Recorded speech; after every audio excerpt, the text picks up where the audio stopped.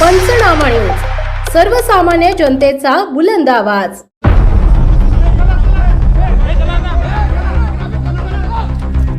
अल्पवयीन मुलीच्या अपहरणाच्या संशयावरून ग्रामस्थांचा संताप, बोलेरो जाळून तिघांना मारहाण।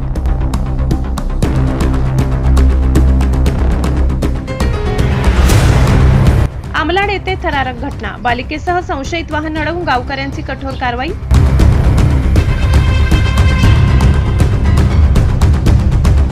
तळोदा तालुक्यातील मोड पुनर्वसन परिसरातील 7 वर्षीय अल्पवयीन बालिकेला बोलेरो वाहनातून पळवून नेलं असल्याच्या आरोपावरून संशयावरून आमलाड येथे ग्रामस्थांनी आक्रमक पवित्रा घेत मोठी कारवाई केल्याची घटना घडली।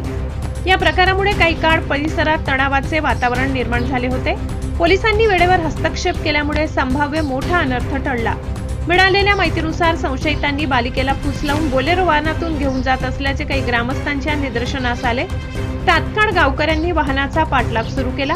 आमलाड गावाजवळ काही तरुणांनी दुचाकी आडवी लावून बोलेरो अडविण्यात यश मिळविले। त्यानंतर वाहनातील तिघांना खाली उतरवून त्यांची चौकशी केली, मात्र विचारपूस करताना संशयितांकडून समाधानकारक उत्तरे न मिळाल्याने आणि वाहनात अल्पवयीन बालिका आढळून आल्याने ग्रामस्थांचा संताप अनावर झाला। संतप्त जमावाने तिघांना मारहाण केली, तसेच संबंधित बोलेरो वाहनाला आग लावून ते जाळून टाकण्यात आले।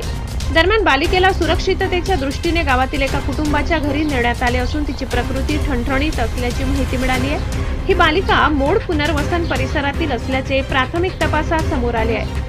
घटनेची माहिती मिळताच पोलीस घटनास्थळी दाखल झाले, परिस्थिती नियंत्रणात आणली।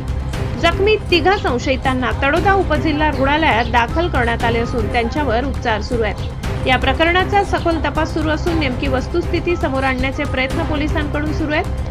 दरम्यान या घटनेनंतर परिसरात पोलीस बंदोबस्त वाढविण्यात आला असून नागरिकांमध्ये भीती व उत्सुकतेचे वातावरण निर्माण झाले। सोशल मीडियावर या घटनेची मोठ्या प्रमाणात चर्चा सुरू असून विविध अफवांना ऊत आलाय।